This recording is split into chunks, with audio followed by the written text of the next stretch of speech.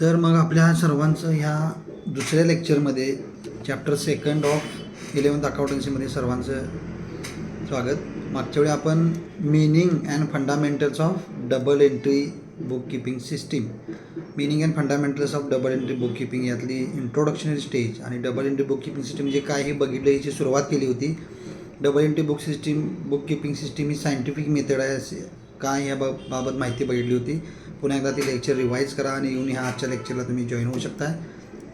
Double entry book keeping system म्हणजे every business transactions has two effects when one every debit has equal and corresponding credit of the same amount is the basic principle of double entry bookkeeping system.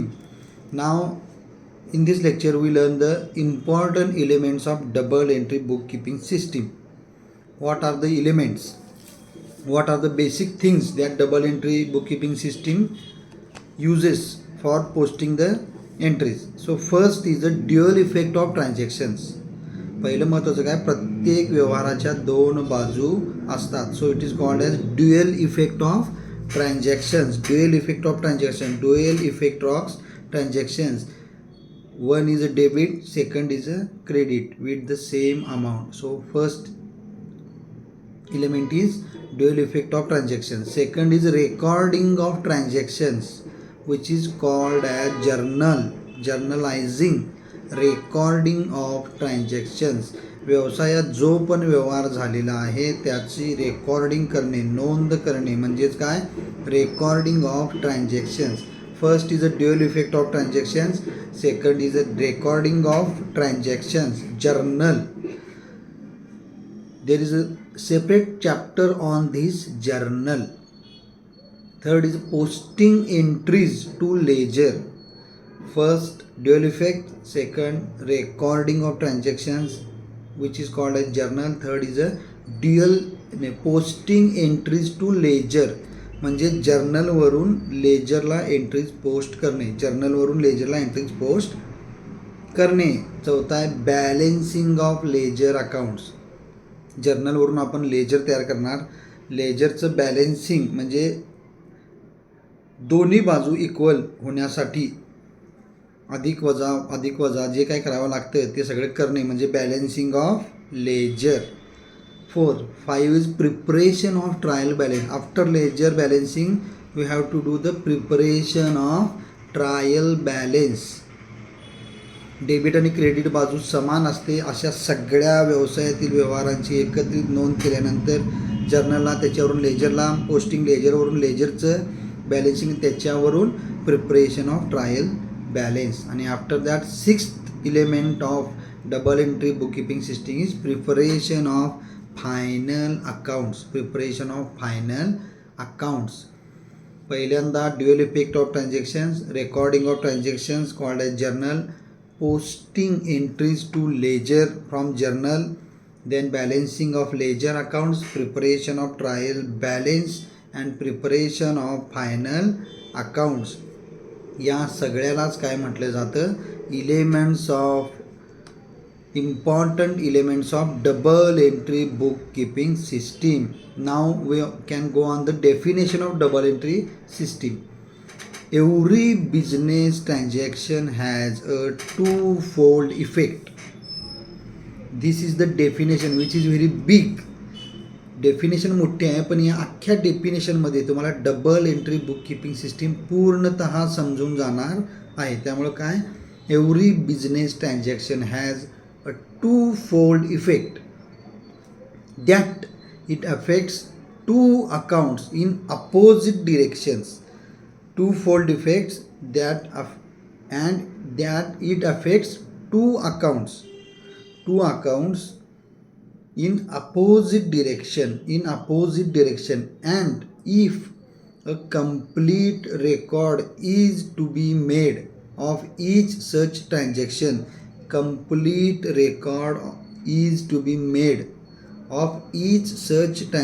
प्रत्येक व्यवहाराची complete नोंद झाली, संपूर्ण नोंद झाली, it would be necessary to debit one account and credit another account. व्यवसायातील व्यवहाराची संपूर्ण नोंद झाल्यानंतर एक अकाउंट डेबिट करणं आणि एक अकाउंट क्रेडिट करणं गरजेचं आहे. It is this recording of a two-fold effect of every transaction that has given rise to the term double entry. याच्यामध्ये महत्त्वाचं काय सांगितलं, two fold effect. Two accounts are affected in opposite direction महत्त्वाचं आहे. एक डेबिट होतं, दुसरं credit होतं. कंप्लीट रेकॉर्ड, त्याच्यानंतर डेबिट वन अकाउंट होतं आणि क्रेडिट दुसरं अकाउंट होतं, आणि यालाच काय म्हणायचं, double entry book keeping system. J R Batliboi यानं ही डेफिनेशन दिलेली आहे. Two fold effect, two accounts affected in opposite direction, complete record is necessary, and one account is debited at the same time, another account is created with same amount. So it is the definition of double entry system. Now the principles, तत्व काय आहेत, principles of double entry bookkeeping system. There are 4 principles which are related or similar to the definition. जशी व्याख्या आहे तशीच principal असणार, याच्यात काहीही फरक असणार नाही. जी व्याख्या मागा सांगली तीच एक वाक्यामध्ये प्रिन्सिपल स्वरूपात आलेली आहे. First is in every business transaction there must be minimum 2 effects, debit and credit.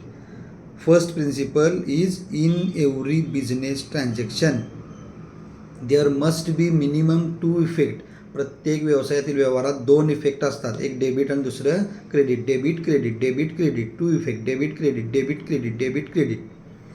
Second principle is 2 accounts means one is the receiver of the benefit and other is the giver of the benefit. 2 account means one is the receiver of the benefit and second is the giver of the benefit. तुम्ही तुमच्या पालकांकडून पैसे घेताय म्हणजे तुम्ही receiver of the benefit, पालक पैसे देतात म्हणजे पालक गिव्हर ऑफ द बेनिफिट. तुम्ही मार खाताय, तुम्ही रिसिव्हर ऑफ द बेनिफिट, तुमच्या भल्यासाठी म्हणून रिसिव्हर ऑफ द बेनिफिट. तुमचे घरातील पालक छडी घेऊन काही वेळेला लहानपणी मारतात किंवा रागवतात, then giver of the benefit. असंच आहे. 2 accounts mean one is the receiver of the benefit and other is the giver of the benefit. Third principle, if one account is debited, other account must be credited. Must be, anivarya, compulsory. So if one account is debited, other account must be credited. And the fourth and last principle, every debit has equal and corresponding credit of the same amount. Every debit has equal and corresponding credit of the same amount. Every debit has equal and corresponding credit of the same amount. So these are principles which are based on the definition. जे definition मध्ये बघितलं तेच यात बघितलं. 2 accounts, two-fold effect, same amount, one account is debited, another is credited, receiver of the benefit, giver of the benefit. So these are the principles of double entry system. Now the advantages, त्याचे फायदे काय double entry book keeping सिस्टीमचे. पहिल्यांदा सगळ्यात मोठा फायदा काय असेल तर complete record. Under this system all business transactions are recorded. So it is a scientific and records both the aspects of each transaction. सगळे व्यवसायातील व्यवहार नोंदवले जातात सायंटिफिक मेथडाने. दोन्ही आस्पेक्ट, दोन्ही बाजू व्यवहाराच्या, कुठल्याही व्यवहाराला 2 बाजू असतात. जसं नाण्याला 2 असतात, छापा काटा, तसं व्यवहाराच्या 2 बाजू असतात. त्या दोन्ही बाजूचं रेकॉर्डिंग केलं जातं. त्यामुळे complete record under this system all business transactions are recorded. Second is accuracy. सगळ्यात महत्त्वाचं बिझनेसमॅनला काय असतं, accurate information about the financial position of the business. त्यामुळे याच्यामध्ये ॲक्युरसी राहते. Because in this system both aspects are recorded in the books of account like journal, ledger, trial balance and final accounts. So in this system both aspects are recorded in the books of accounts. So it gives complete accuracy in accounting work. अकाउंटिंगच्या कामामध्ये सगळ्यात जास्त अचूकता मिळते कारण both aspect record केले जातात. It also check arithmetical accuracy. शेवटी आकडेमोड हिशेब म्हणजे काय, गणित 100, 200, 300, 400, लाख, 2 लाख, कोटी, सहस्त्र, अब्ज ह्याच्यात आकडे असतात. त्यामुळं arithmetical accuracy also checked by double entry bookkeeping system. So in this system both aspects are recorded in the books of account. It gives complete accuracy in accounting work. It also checks arithmetical accuracy. Third, business result पाहिजे असतो सगळ्यांना. Each and every businessman wants to know the result of the business. So that's why he want to record the business transactions, because he wants to know where is there any profit or loss or no profit or no loss.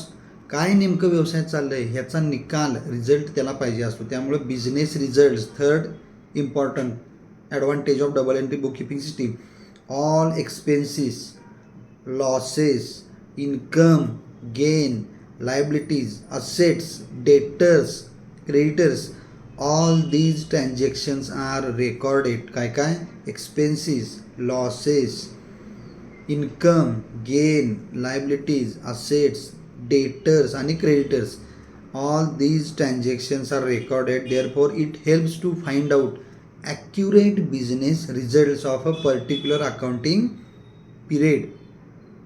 कारण expenses नोंदवल्या जातात, losses, income, gain, liability, asset, creditor, डेटर म्हणजे each and every position or condition of the business transaction is recorded in the double entry book keeping system which is gives the accurate business results of a particular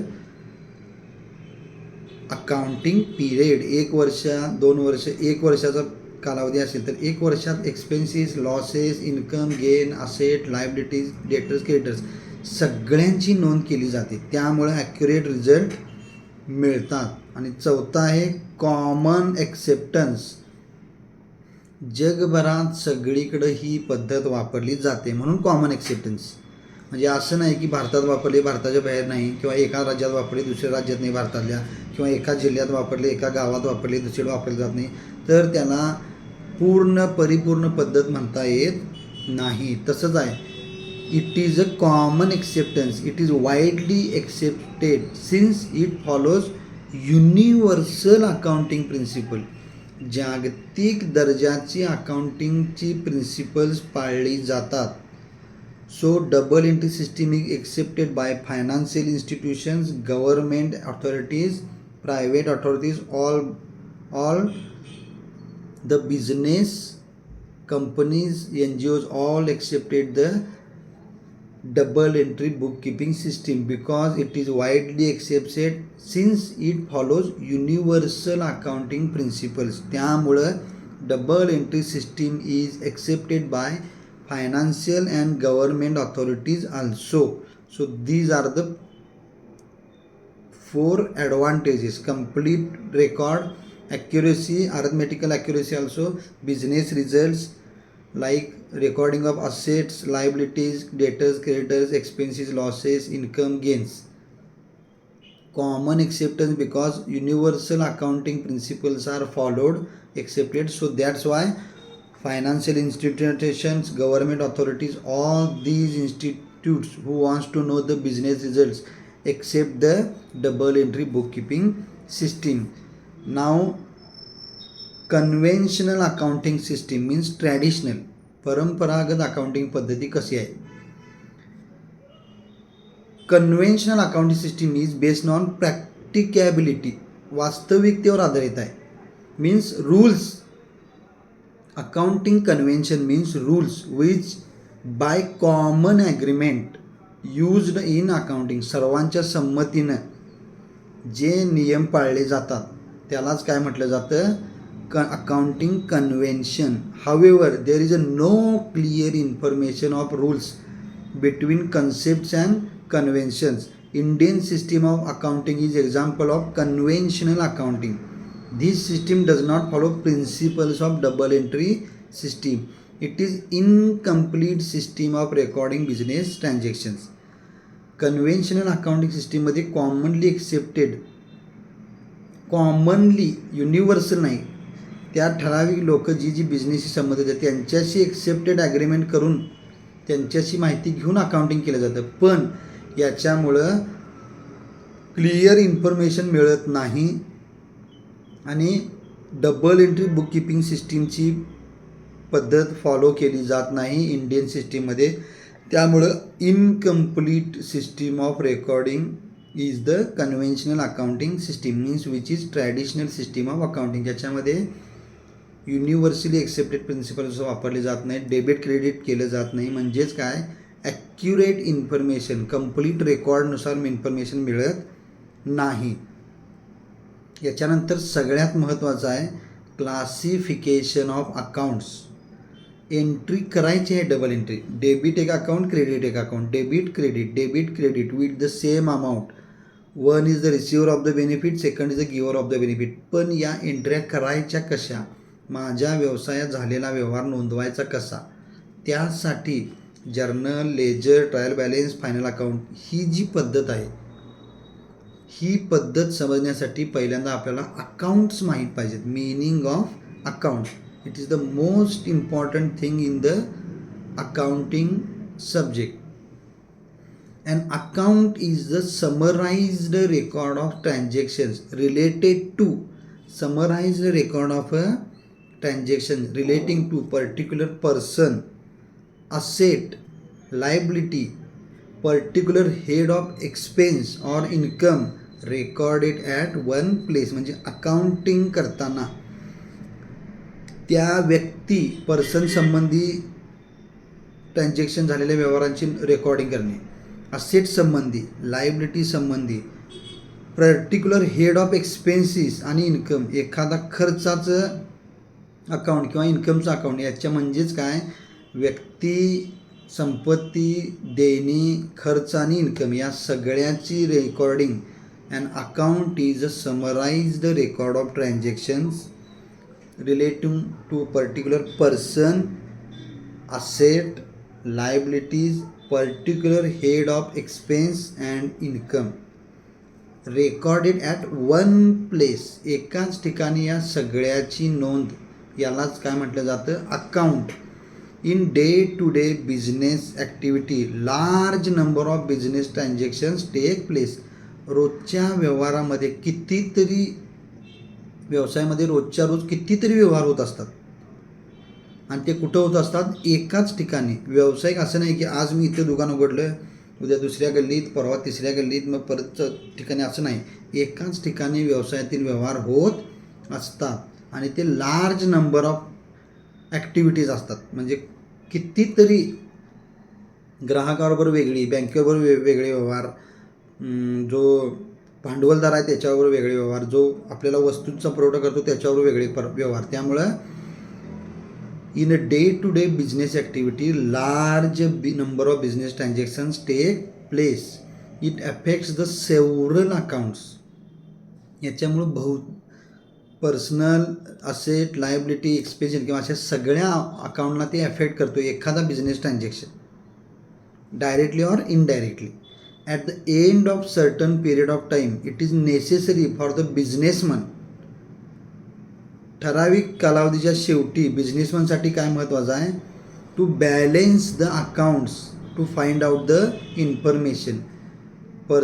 persons, particular asset, liabilities, head of income, expense यांच्या एंडला त्याचा balance काढून खरी माहिती मिळवायची असेल, किती खर्च झाला आहे बाबा, किती इन्कम झाला आहे, एका व्यक्तीशी माझे किती व्यवहार झालेत, एखादे संबंधी असेट आहे किंवा संपत्ती आहे, जसं आता माझ्यासमोर लॅपटॉप आहे, ही काय झाली, असेट झाली, त्याबाबत काय आहे, त्याला अँटीव्हायरस मारायला लागतो आहे काय, त्याची किंमत काय, तो नादरूज झाला आहे काय. लायबिलिटी आहे, मी समजा कोणाने तरी कर्ज घेतलं आहे, त्याची आत्ता माझी परिस्थिती काय आहे, म्हणजे अमाऊंट ओव्हरड्यू आहे, पेमेंट झालेला आहे, नॉट पेड, इंटरेस्ट आहे, वाढलेला आहे, ही सगळी माहिती. म्हणजे ही सगळी माहिती ही बॅलेन्सिंग ऑफ अकाउंट्स केल्यामुळं इन्फॉर्मेशन मिळते, ही माहिती आपल्याला मिळते. लाईक टोटल कॅपिटल किती आहे, कॅपिटल म्हणजे स्वमालकीचं भांडवल, टोटल लायबिलिटीज सगळी देणी किती आहेत, टोटल असेट्स स्थावर आणि रोखीच्या स्वरूपातली मालमत्ता म्हणजे असेट संपत्ती, टोटल इन्कम माझी मिळकत टोटल किती आहे, आणि total expenses of the business. Means and accounting is the summarise the record of transactions related to capital means particular person, assets, liabilities, expenses आणि इन्कम. कारण या सगळ्यांच्या शेवटी जी करेक्ट इन्फॉर्मेशन पाहिजे आहे, व्यवसायात अनेक व्यवहार होत असल्यामुळं सगळे व्यवहार एका ठिकाणी एकाच at one place, all business transactions are took at one place. In a day to day activity there are many business transactions. So these are some are related with capital, some are related with particular person, some are related with asset, with liabilities, with expenses and with losses. So I want to know the exact position of the business, so I want to know the correct information. So that's why I want to summarize, or I want to balance the assets, liabilities, expenses, income, capital or particular person. At the end of the period, I know what is the condition regarding this particular head of the account. एका अकाउंटच्या बाबतीत माझे व्यवसायातील व्यवहार दिवसाचे, मग महिन्याचे, मग वर्षाचे, असे एकाच व्यक्तीबाबत, एकाच असेट संपत्तीबाबत, देण्याबाबत सगळ्या व्यवहारातून प्रत्येक अकाउंटबाबत काय व्यवहार झालेले आहेत. जसं घरामध्ये दूधवाल्याचं बिल हा व्यवहार वेगळा, पेपरचं बिल वेगळा, लाईट बिल वेगळा, सॅलरी आलेली वेगळी, घरातला खर्च वेगळा, गाडीचं वेगळं, घराचा हप्ता वेगळा. ही तुमची अकाउंट झाली. At the end of the month you want to know exact expenses and exact saving of a particular month. तसंच आहे, म्हणजे प्रत्येकाची देणी, प्रत्येकाचा खर्च, प्रत्येकाची संपत्ती.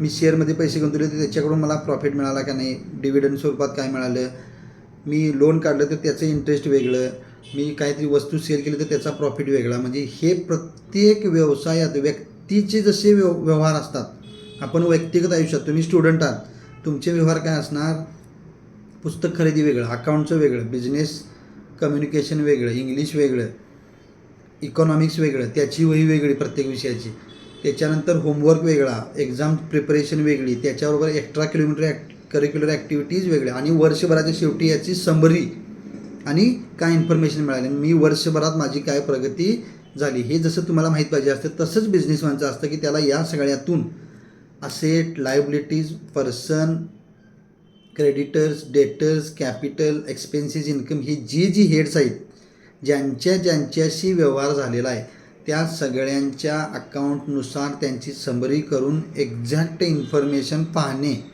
हे काम कोणाचं असतं, अकाउंटिंग इन्फॉर्मेशन काढणाऱ्याचं असतं. त्यामुळं for businessman it must be important to know the information about his total capital, total assets, total liabilities, total expenses and total income of the business. So that's why account classification of accounts, अकाउंटचं वर्गीकरण हे यासाठी महत्त्वाचं असतं. आणि आता त्याच्यात definition बघूया. An account is summarized record of transactions affecting one person, one kind of property or one class of gain or loss. Account म्हणजे असा रेकॉर्ड, अशी नोंद ज्याच्यामुळं पर्टिक्युलर पर्सन, प्रॉपर्टी, गेन आणि लॉस हे अफेक्ट होतं, त्याची समरी किंवा त्याचं इन्फॉर्मेशन म्हणजे account. And account is a summarised record of transaction affecting one person, one kind of property और वन क्लास ऑफ गेन और लॉस. ही पण व्याख्या कोणाचं आहे, G.R. बॅटली boy.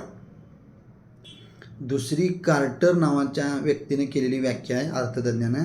And account is a ledger record. Journal मगाशी भेटलं, त्याच्यानंतर लेजर आलं बघा, पोस्टिंग ऑफ लेजर, आणि लेजरवरून ट्रायल बॅलन्स. मग ते ledger, an account is a ledger record in a summarised form, दोन्हीमध्ये कॉमन आहे summarised form of all the transactions. परत कॉमन काय, all the transactions that have taken place with the particular person or thing affected, specified.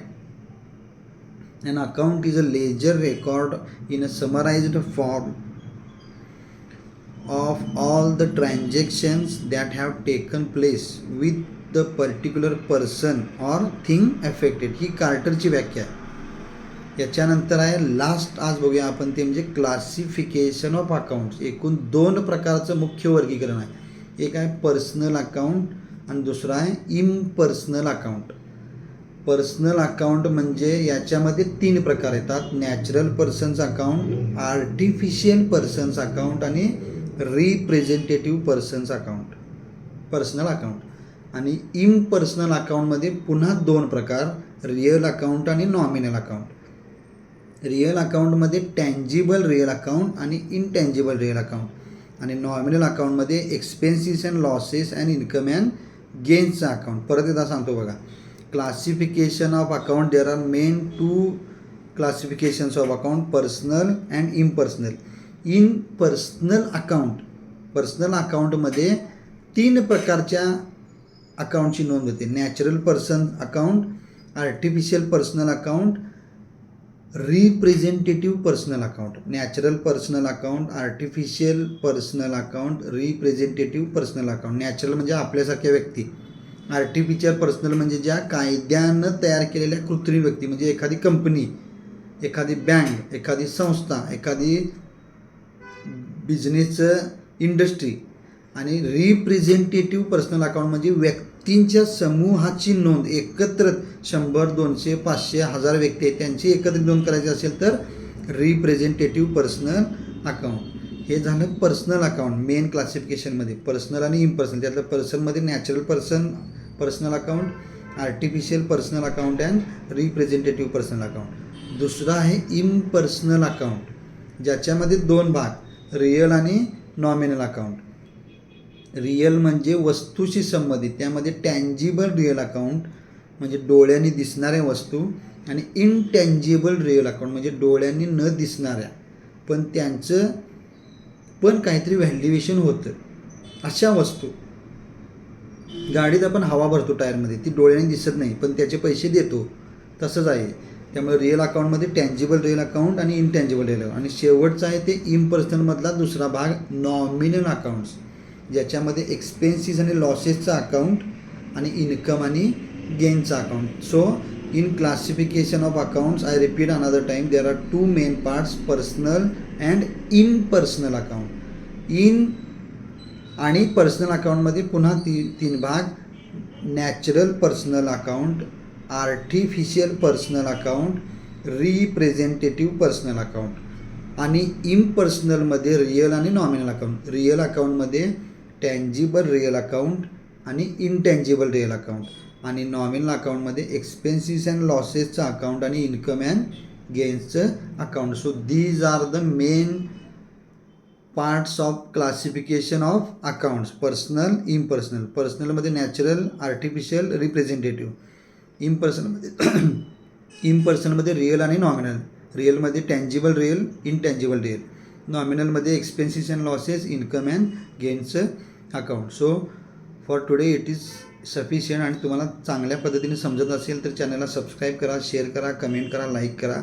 जास्तीत जास्त विद्यार्थ्यांपर्यंत हे अकाउंटिंगचं सब्जेक्टचं knowledge किंवा हे टीचिंग तुम्हाला समजत असेल तर पोचवा विद्यार्थ्यांपर्यंत. कारण तुम्हाला 11वीचा अकाउंट बेसिक अकाउंट आहे.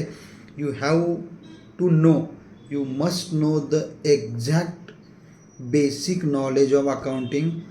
तुम्ही भविष्यात BCom झाला, MCom झाला, CA झाला, CS झाला, LLB झाला, काहीही तुम्ही कॉमर्सच्या कुठल्याही फील्ड असाल, तुम्हाला बेसिक अकाउंटिंगचं नॉलेज इज मस्ट. त्यामुळे आपण काय करतो, 11वीच्या अकाउंटकडे दुर्लक्ष करतो आणि त्याचा परिणाम काय होतो, पुढं आपला इंटरेस्ट निघून जातो. का निघून जातो? कारण आपण 11वीकडे लक्ष दिलेलं नसतं. So that's why I request you to give full attention on this lectures and subscribe share comment and like to the channel अँड जास्तीत जास्त विद्यार्थ्यांपर्यंत ही लेक्चर्स पोचवा. थँक्यू.